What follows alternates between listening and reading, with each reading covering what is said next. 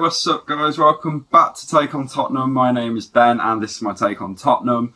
And full-time result, Tottenham 3, Leeds United 0, a much needed back to winning ways for us. I would just like to say first of all, Happy New Year to everybody. And hopefully it's a year that brings some form of silverware, because I think that's what we're all hoping for this season. So we'll see what 2021 brings. And before I get into the game, I'm going to go into rant mode actually, because something came up before the match today that Sergio Reguilon, Giovanni Lo Celso, and Eric Lamela all had a bit of a gathering over Christmas, which normally no one would bat an eyelid about, but pretty much most places in the UK are in tier 4 at the minute. I'm in tier 4 where I am. A lot of people have had to sacrifice Christmases. A lot of people have had to sacrifice seeing people. A lot of people just over the past course of a year have had to make some sacrifices. And unfortunately, it annoys the hell out of me that this is not the first time that this has happened. I think Serge Aurier was quite a perpetrator in the first proper lockdown where there was no football being played. I think Ndombele, maybe Sanchez broke the rules. I think even Jose was like out training in the park when you weren't supposed to be with those players. So it frustrates me even more that even now our players are still not really following the rules or anything. These three had a gathering with all of their families over Christmas, and it really annoys me in the sense that everyone else has had to sacrifice so much during all of this. Everyone else has had to skip out missing people, and they've got the people who play for our football club that we support every single week of every single day, and they have to set an example. I know some people have jumped on and say, oh, you know, let them live their lives, whatever. I know there's a lot of differing opinions on lockdown and following the rules and what's right and what's wrong and what your rights are and what you should be doing and what you actually are supposed to be doing. There's so many opinions about COVID, and this is not the channel to be talking about it. But I have to talk about our football players in our team that have to set an example, and three of them, like, come on, and the whole families. And then, from what I saw in the picture, Lanzini from West Ham is there. I mean, don't get me even started on that. You're hanging around with like rival team players and stuff. I get they're Argentine, but like that's another one. That's another player from another club. We're seeing matches get postponed at the minute because of all this. Our match against Fulham was postponed because Fulham had a COVID outbreak. You know, this is not what you're supposed to be doing. Follow the rules before, like, because nobody wants to see football get cancelled again like it was earlier in the year, and it just pisses me off that people they're just ignorant to it. And like these guys have respectively, maybe Lamela's just coming back, but have had quite good seasons with us, and I've been really impressed with how they've been doing for our team. I lose a lot of respect when you start doing that sort of stuff. I really do. I can't stand it, and it's not acceptable under any circumstance. I'm really sorry to rant and start off the video like this, but it annoyed the hell out of me when I saw that. Right, let's get on to the game, because the game was a positive thing. Let's get right into it.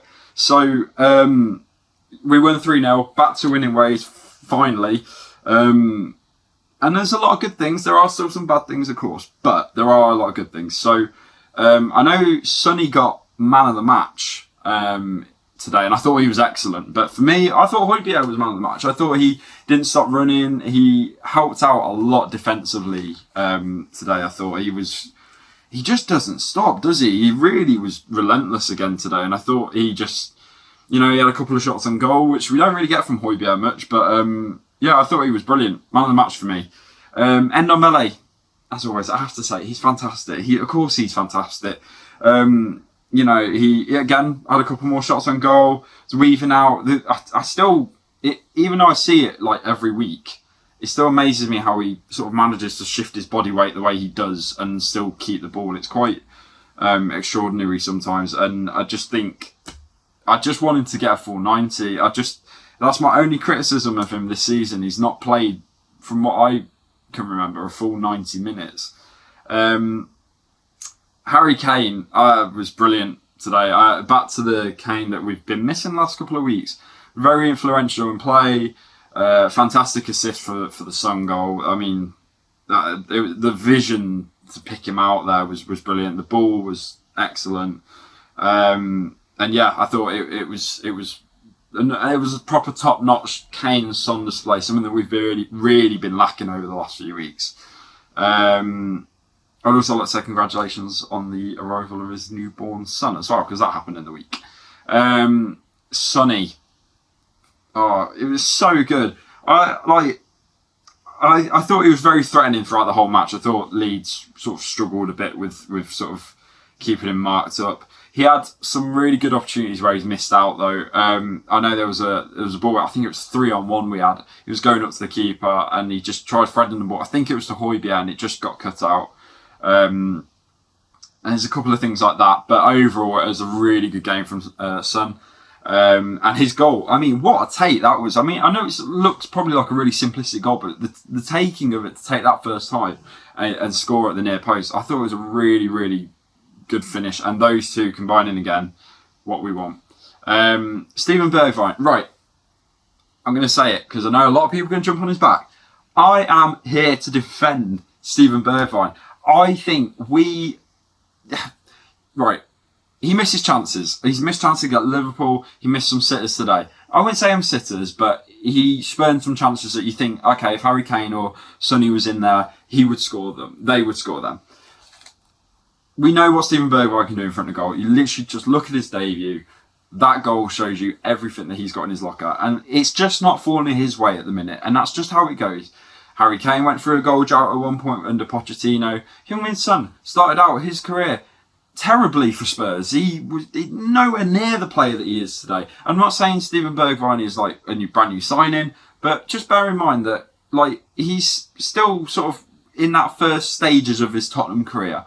And I think we look miles better when he is in the team as opposed to Lucas Moura, who I think it's a like for like sort of if Bergwijn doesn't play, Moura will play. If Moura doesn't play, Bergwijn will play.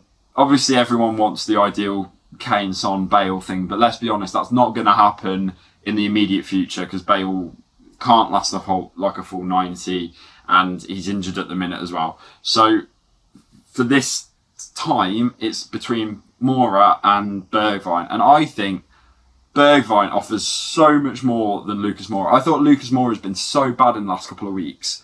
Going forward, he gave the ball away against Leicester. We conceded then because of that. And from what I've seen of Moura, just passing and passing and passing, it's not even there. Like he just doesn't offer anything. He's just running forward and losing the ball, and then that's it. Steven Bergwijn's getting shots away. Yeah, he's spurning some chances, but at least he's getting in those positions to get the shots away.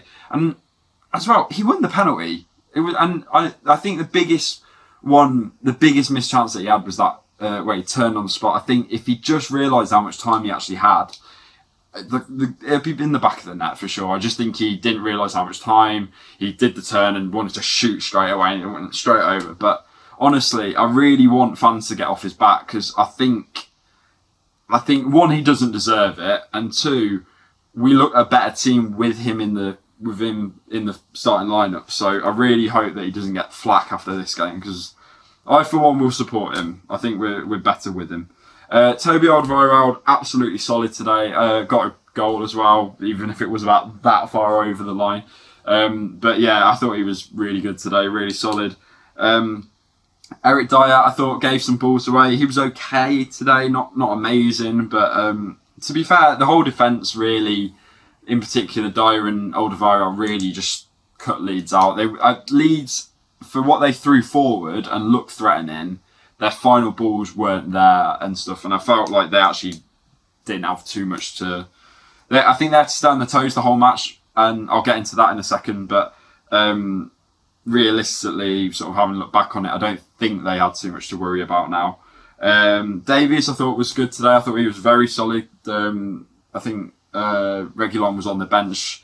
I will go back to that Gio, Lamela and Reguilon thing. There has been rumours going around. I don't know if they're confirmed at the minute, but there's been rumours going around that Lo Celso and Lamela have tested positive for COVID. So if that is the case, then all of that stuff at the start becomes more unacceptable, even more so.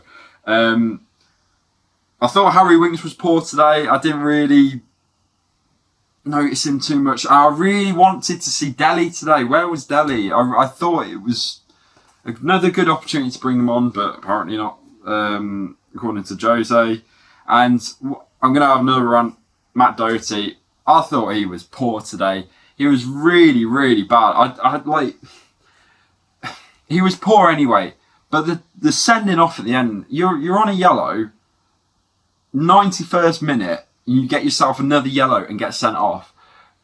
And justifiably, Jose didn't look happy. He didn't look happy at all. And I absolutely hope he tore into him at the full-time whistle, because it was just it was such an unnecessary red card. Like, you can't go doing that. It rang the same alarm bells when Aurier got the penalty against Leicester right before half time. Didn't need to do it. Minutes left, really unnecessary. Didn't need to do it, and now we're on the back end of a bad decision again. So, not a bad decision from the referee, a bad decision from our player. So that's about it. I'm very happy that we're back to winning ways. We're up to third in the league, and I think we're all on level at the minute with games. I know Liverpool are playing on Monday, and obviously Man U played yesterday and won, so they've gone up to second. Man U and Liverpool are joint on points at the minute, but as we're all level at the minute on games and on points, we're only 4 points off the top. I know the table can change still, but I think if you offer Spurs fans at the first game of the new year, 4 points off top, third place, we would have probably snapped your hand off. But obviously, because we're at the top, everyone wants the manager out for some reason. So, yeah, I think that's it for this week. I think the next game is the FA Cup next Sunday, so that'll be a very interesting game. I'm glad that the players actually have a full week to have a little bit of a break as well, because I'm sure they probably got really prepared for the Fulham game, and then obviously all that happened. So my next video will be next Sunday for the FA Cup, and I will see you guys then.